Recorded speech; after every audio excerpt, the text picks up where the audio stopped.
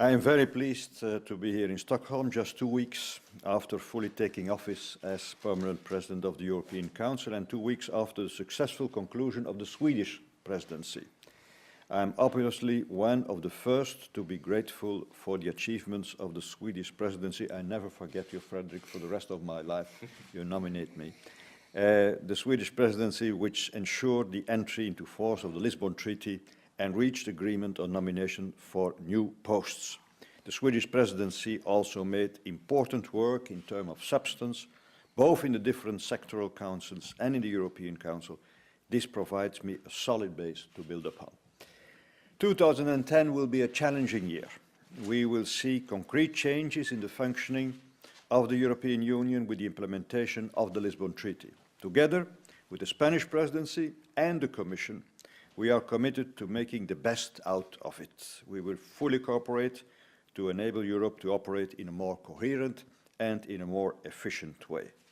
There are in particular two very big challenges facing us. You mentioned them, which will require the full engagement of the Union at the highest level: economic crisis, structural economic growth, and climate change. That is why I took the initiative, after consultation of the European Commission and of the Spanish presidency, to examine these two issues. The first objective is to secure full recovery in the European Union after the financial and economic crisis that hit us and the world very hard. At the same time, we must press ahead with structural changes that we had embarked on under the Lisbon Strategy for Jobs and Growth a few years ago.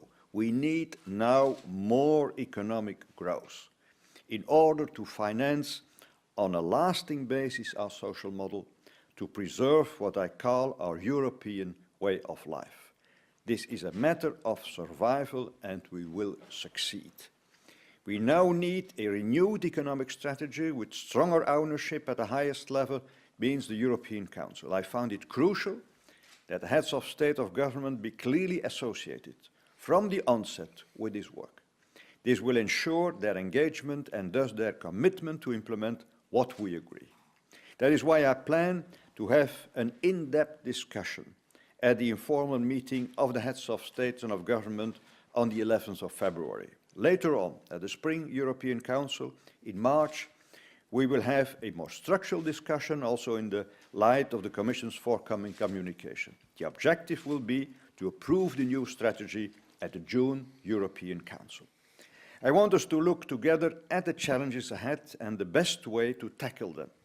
We know what our objectives are, we know what we lack: too low research and development, for instance. We know the challenges Europe is facing, for example, in the industrial sector, and I'm aware that whole Sweden is these days concerned about the future of some parts of the industry. You also know that there are bottlenecks concerning economic growth within EU countries, such as insufficient mobility and problems in the labour market.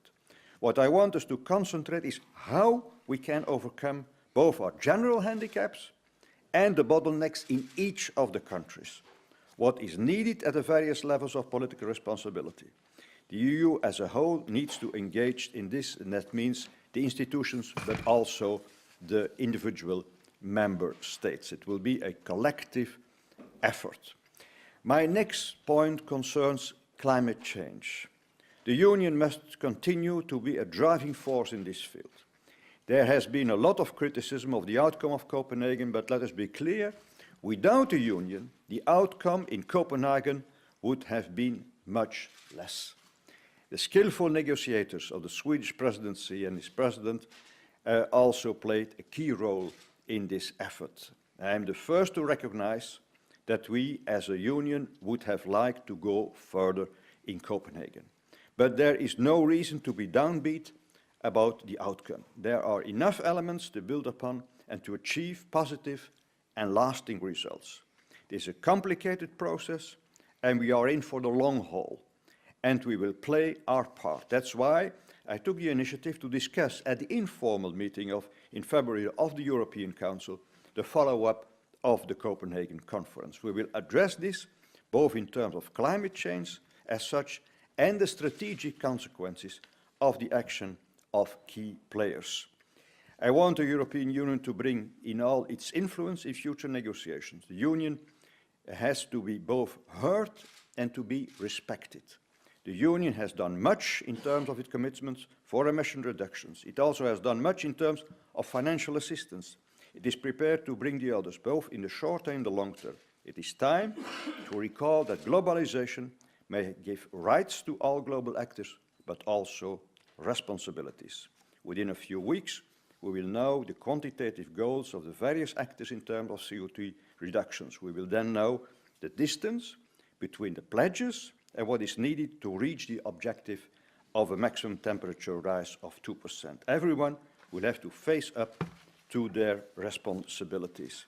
I repeat one thing became clear in Copenhagen. This process is probably more complicated, more complex than we have thought. And therefore, I think we need to take sufficient time over the coming months to reflect carefully on the lessons to be drawn from Copenhagen. And above all, we need to reflect on strategic questions. How can we reinforce the influence of the European Union as a union at the international level? How can we enhance our persuasive strengths? How can we best take the process forward? Thank you.